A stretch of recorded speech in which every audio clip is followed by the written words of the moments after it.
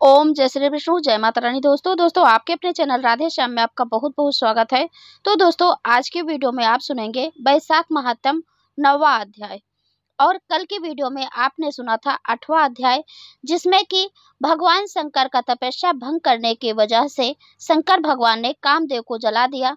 और आप सुनिए आगे की कथा। और दोस्तों आज दिनांक है 20 अप्रैल और दिन है रविवार।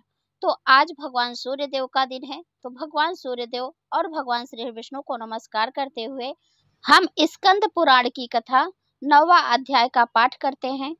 तो मैथिली ने कहा, हे विभो, इसके बाद उस जले हुए कामदेव का जन्म कैसे हुआ और उसे कर्मों के उल्लंघन करने से यहाँ कौन सा दुख हुआ?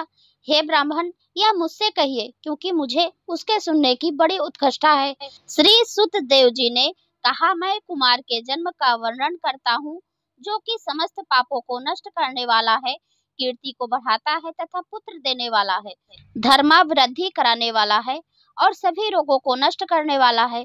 भगवान शंकर के द्वारा कामदेव के नष्ट हो जाने पर उसकी पत्नी रति भस्म मात्र शेष अपने पति को सामने देखकर मूर्छित हो गई। कुछ देर बाद होश में आई और अनेक प्रकार के विलाप करने लगी, जिसके विलाप से संपूर्ण वन भी उस समय उसी के समान दुखी हो गया। तभी उसकी चिता में अपने शरीर को छोड़ देने का निश्चय करके उसने अपने पति के मित्र वसंत को बुलाया। उस समय की क्रिया करने के लिए अपने पति के मित्र को उसने स्मरण किया। वह महाभुज भी उस वीर पत्नी द्वारा संयोजित चिता बनाने के लिए वहां आया। वह भी वहां अपने मित्र को देखकर डर गया और कुछ क्षण तक मूर्छित हो गया। तत्पश्चात रति को अनेक शांतिपूर्ण उपायों से समझाया और शांत किया। हे भद्रे, मैं तुम्हारे पुत्र के तुल्य हूँ, अतः तुम मेरे रहते हुए अपना शरीर त्याग नहीं कर सकती। इस प्रकार अनेक तरह से समझाए जाने पर भी और बसंत के द्वारा सभी प्रकार से समझाने एवं रोकने पर भी रति ने यहाँ नहीं रहना ही मन में ठान लिया। उसकी इस दृढ़ता को देखकर बसंत ने भी नदी के किनारे चिता बनाई। उसने आकाश गंगा में स्नान करके सभी आवश्यक कृत्यों को करके सभी इंद्रियों एवं मन को आत्मा में विलीन करके जो ही चिता में प्रवेश करना प्रारंभ ही किया था, त्यों ही आकाशवाणी हुई, हे कल्याणी, तुम चिता में प्रवेश मत करो। तुम्हारे पति का जन्म श्री महादेव जी व श्री कृष्ण के द्वारा अगले जन्म में यह दोनों जन्मों क्रम से होगा। लक्ष्मी माता रुक्मणी के रूप में रहेंगी और उनसे श्री कृष्ण से प्रद्युम्न नामक कुमार होगा और तुम ब्रह्मा के श्राप से संबर के घर में रहोगी। अपने पति प्रद्युम्न के साथ उस समय तुम्हारा संग होगा। यह कहकर आकाशवाणी विरत हो गई। उस आकाशवाणी को सुनकर रति रुक गई। तब श्री शिव जी द्वारा स्वार्थ साधक कामदेव के मारे जाने पर देवता लोग वहां आए। गुरु इंद्र एवं अग्नि आदि देवता लोगों ने उस महान सती के भाग्य विधान को पूर्वोक्त विधि से संपादित करके मरने से रोका और कहा कि तुम्हारा पति बिना अंग के होता हुआ भी अंग वाला होगा, मरा हुआ भी आंखों के सामने दिखाई देगा। यह पूर्व कल्प में महापराक्रमी सुंदर नाम का राजा था। वहां भी तुम ही इसकी स्त्री रही, किंतु तुमने रज का संकर कर दिया। उसी पाप के प्रभाव से तुम्हारी यह दशा है। अब इस समय तुम उससे उद्धार का प्रयत्न करो। वैशाख मास में मंदाकिनी गंगा में प्रातः स्नान करो और भगवान विष्णु की पूजा करके उनकी दिव्य परम पवित्र कथाओं को सुनो तथा अशून्य शयन नामक व्रत भी करो। हे कल्याणी, वैशाख में ऐसा करने पर निश्चय ही तुम्हें पति की प्राप्ति होगी। उस रति ने मेषगत सूर्य में वैशाख मास में गंगा स्नान किया और अशून्य शयन नामक व्रत भी किया। उसी पुण्य के प्रभाव से कामदेव उसकी आंखों के सामने दिखाई पड़ने लगा। हे महाराज, उसका पति जगत में बड़ा पराक्रमशाली हुआ। पूर्व कल्प में यह राजा भी अत्यंत धार्मिक था। इस कामदेव ने वैशाख के कहे हुए बड़े बड़े धर्मों को नहीं किया था। इससे परमात्मा का पुत्र होकर भी यह शरीर विनाश को प्राप्त हुआ। इसने सूर्य के मेष राशि में स्थित होने पर वैशाख मास को व्यर्थ ही गंवा दिया। त्रिलोचन भगवान शंकर के अंतर ध्यान हो जाने पर गिरि कन्या श्री पार्वती जी निराश हो गयी। श्री शिव जी के रूप एवं सौंदर्य आदि गुणों को देखकर वे ही मेरे पति हों, इस कामना से उन्हीं में मन लगाकर माता पिता तथा आत्मीय जनों द्वारा बहुत प्रकार से रोकी जाने पर भी दृढ़ व्रत होकर पार्वती जी तपस्या करने के लिए गंगा के तट पर पहुंची। जटा धारण कर निराहार महालिंग की पूजा करती रही। देवताओं के वर्ष से 1000 वर्ष बीत जाने पर महेश्वर श्री शिव जी प्रत्यक्ष हुए। व्यापक प्रभु श्री शिव जी ब्रह्मचारी का वेश धर सायंकाल पर्णशाला के सामने आए और अनेक प्रकार के वाक्यों द्वारा पार्वती जी का मन अपने प्रति दृढ़निष्ठ जानकर महाप्रभु ने कहा, हे कल्याणी, वर मांगो। सती पार्वती ने यही वर मांगा कि आप ही मेरे पति होवें। महाप्रभु श्री शिव जी ने वैसा ही वर देकर सप्त ऋषियों को बुलाया। कन्या के संबंध में हिमालय से पूछने के लिए ऋषियों को आज्ञा दी और ऋषि लोग भी भगवान शंकर के द्वारा आदेश पाकर कन्या के लिए हिमालय के घर 10 दिशाओं को दीप्यमान करते हुए आकाश मार्ग से आए। हिमालय ने भी 7 ब्रह्मवेता ऋषियों की पूजा करके पूछा, मैं धन्य हूँ कि आप हमारे घर पधारे, मेरे करने योग्य क्या है। इस प्रकार कहने पर उन लोगों ने महागिरी हिमवान से कहा, हे गिरिराज, तुमने स्वरूप के अनुकूल उचित तथा दृढ़ वाक्य कहा है, अतः हम लोगों के आने का जो हेतु है कहेंगे। तुम्हारा बहुत बड़ा कल्याण होने वाला है। तुम्हारी कन्या पार्वती पूर्व काल में दक्ष की कन्या सती के रूप में पैदा थी, जो कि इस समय तुम्हारे यहाँ कुमारी के रूप में है। इसने दक्ष के यज्ञ में शरीर त्याग कर दिया। इसके पारिग्रहण में समर्थ केवल भगवान शंकर ही हैं। तीनों जगत में दूसरा कोई नहीं है, अतः आपके द्वारा वह महाप्रभु को ही दी जानी चाहिए। आपने अपने पहले के हजारों जन्मों में पुण्य किया है, अब इस समय उनका परिपाक सामने आया है। उन लोगों की इस बात को सुनकर पर्वतराज हिमालय हृदय से प्रसन्न होकर पुनः बोले, मेरी पुत्री वल्कल पहने गंगा के तट पर निराहार रहकर श्री शिव जी को ही अपने पति होने की कामना से अत्यंत कठिन तपस्या कर रही है, उसका तो यह अभिलषित ही है। उस त्र्यंबकम महात्मा शंभु को मैंने कन्या दे ही दी। यही समझकर आप लोग अति शीघ्र वहां जाएं।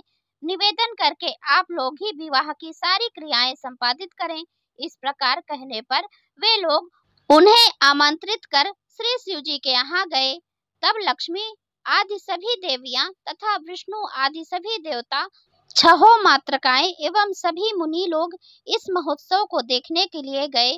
भगवान शंकर ने सभी देवताओं, मुनियों एवं मातृकाओं को साथ में लेकर बैल की सवारी किए। तुरही, शंख, मृदंग, ढोल एवं नगाड़ा इत्यादि बाजों के सहित वेद ध्वनि तथा भाटों की कीर्ति के सहित हिमालय की नगरी में प्रवेश किया।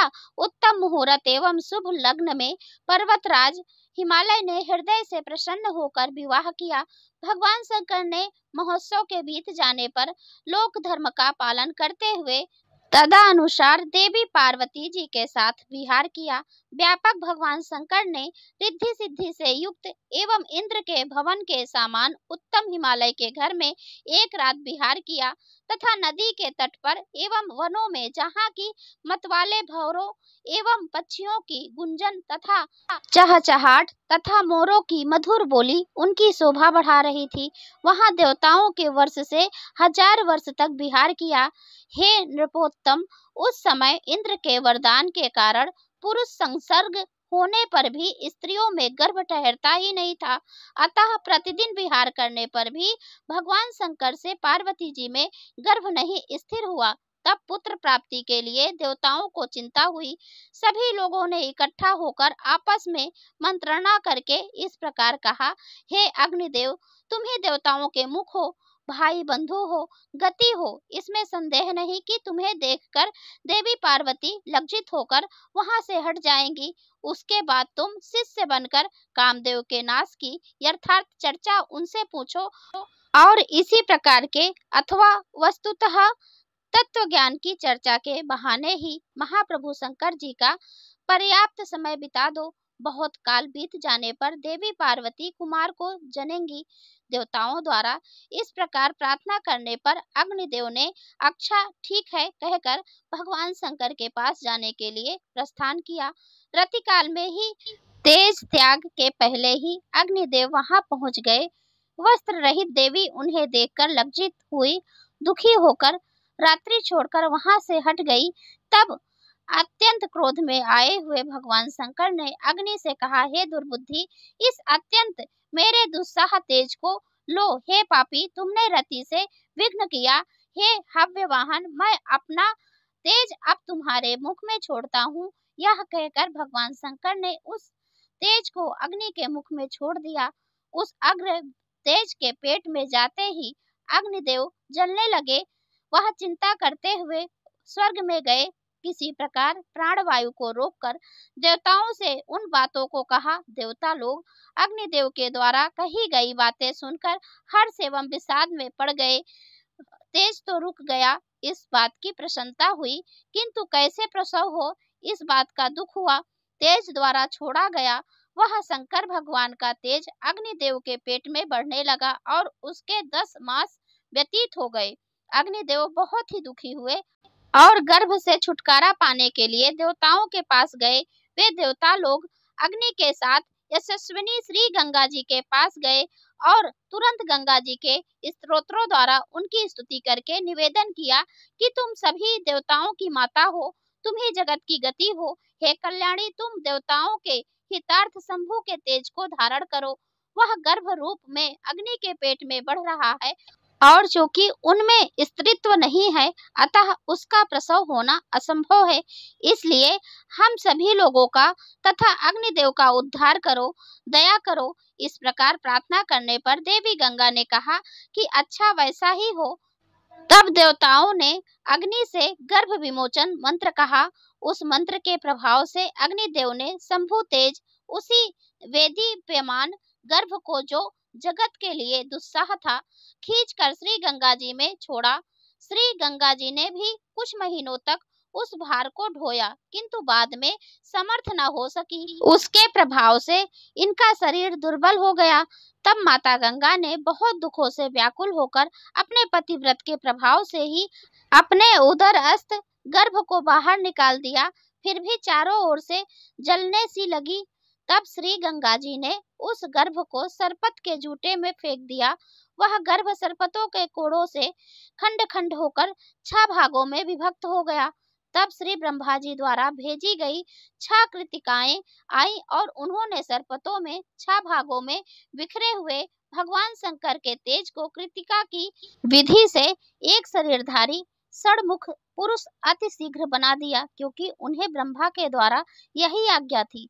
वह शरीर, जो कि पुरुष के आकार का 6 मुंह वाला सरपतों के जूटे में था, बहुत काल तक बिना रक्षा किए हुए आरक्षित ही रहा।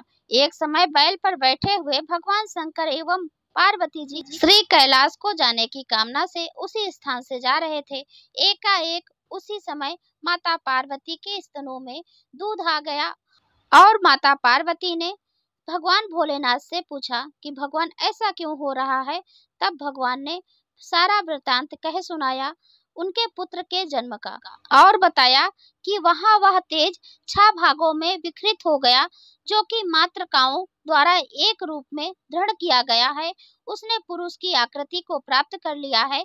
उसी को देखकर तुम्हारे दोनों स्तन में दूध और ममता जाग गई है। विष्णु के समान पराक्रम वाले महाबली इस कुमार का पालन पोषण करो। हे भामिनी, निसंदेह यही तुम्हारा औरस पुत्र है, इसलिए तुम इसे ले लो और इससे मेरी प्रसिद्धि भी पर्याप्त होगी। भगवान शंकर के द्वारा इस प्रकार आज्ञा पाते ही माता पार्वती ने झट से उस कुमार को गोद में लेकर और अपने हृदय से लगा लिया और दैव योग्य से मोहित होकर देवी पार्वती पुत्र के स्नेह में लग गई और भगवान शंकर के साथ पुनः कैलाश पर्वत पर आ गई। पुत्र का इस प्रकार लालन पालन करती हुई परम संतोष को प्राप्त हुई। इस प्रकार मैंने तुमसे कुमार का अद्भुत जन्म बताया, जो इस परम पवित्र एवं कल्याणकारी कुमार जन्म को प्रतिदिन सुनेगा, निसंदेह उसके पुत्र पौत्र आदि बढ़ेंगे। इसलिए वैशाख मास का धर्म समस्त पापों के समूहों को नष्ट करने वाला, कभी भी विधवा नहीं होने देने वाला, परम पवित्र तथा सभी प्रकार की संपत्तियों को प्रदान करने वाला है। बिना स्नान एवं बिना दान के ही जिसका वैशाख मास बीत गया, उसने चाहे अन्य सभी धर्म क्यों न किए हों, किंतु दुखों का तांता लगा ही रहेगा। और यदि सभी धर्मों का हितकारी एक यह वैशाख धर्म ही विधि पूर्वक कर लिया, तो यम के दूतों को फटकार कर वह व्यक्ति परम गति को प्राप्त करता है। इति श्री स्कंद पुराणीय वैशाख महात्म्य में नारद एवं अम्बरीश के संवाद में कुमार जन्म कथन नामक 9वां अध्याय संपूर्णम। अब हम आरती करते हैं। ओम जय जगदीश हरे, स्वामी जय जगदीश हरे। भक्त जनों के संकट, दास जनों के संकट क्षण में दूर करे। ओम जय जगदीश हरे। जो ध्यावे फल पावे, दुख बिन से मन का, सुख संपत्ति घर आवे, कष्ट मिटे तन का। ओम जय जगदीश हरे। माते पिता तुम मेरे, शरण गहूँ मैं किसकी, तुम बिन और न दूजा, आस करूँ मैं जिसकी। ओम जय जगदीश हरे। तुम हो पूर्ण परमात्मा, तुम अंतर्यामी, पार ब्रह्म परमेश्वर, तुम सबके स्वामी। ओम जय जगदीश हरे। तुम करुणा के सागर, तुम पालन करता, मैं मूरख खल कामी, कृपा करो भरता। ओम जय जगदीश हरे। तुम हो एक अगोचर, सबके प्राणपति, किस विधि मिलूं दया मैं तुमको मैं कुमति। ओम जय जगदीश हरे। दीन बंधु दुख हरता, तुम ठाकुर मेरे, अपने हाथ बढ़ाओ, करुणा हस्त बढ़ाओ, द्वार पड़ा तेरे। ओम जय जगदीश हरे। विषय विकार मिटाओ, पाप हरो देवा, स्वामी कष्ट हरो देवा, श्रद्धा भक्ति बढ़ाओ, संतन की सेवा। ओम जय जगदीश हरे। ओम जय जगदीश हरे, स्वामी जय जगदीश हरे। तो एक बार प्रेम से बोलिए भगवान विष्णु की जय, माता लक्ष्मी की जय, माता तुलसी की जय। अब मैं मिलती हूँ अगले वीडियो में, तब तक के लिए नमस्कार। वीडियो देखने के लिए बहुत बहुत धन्यवाद। राधे राधे।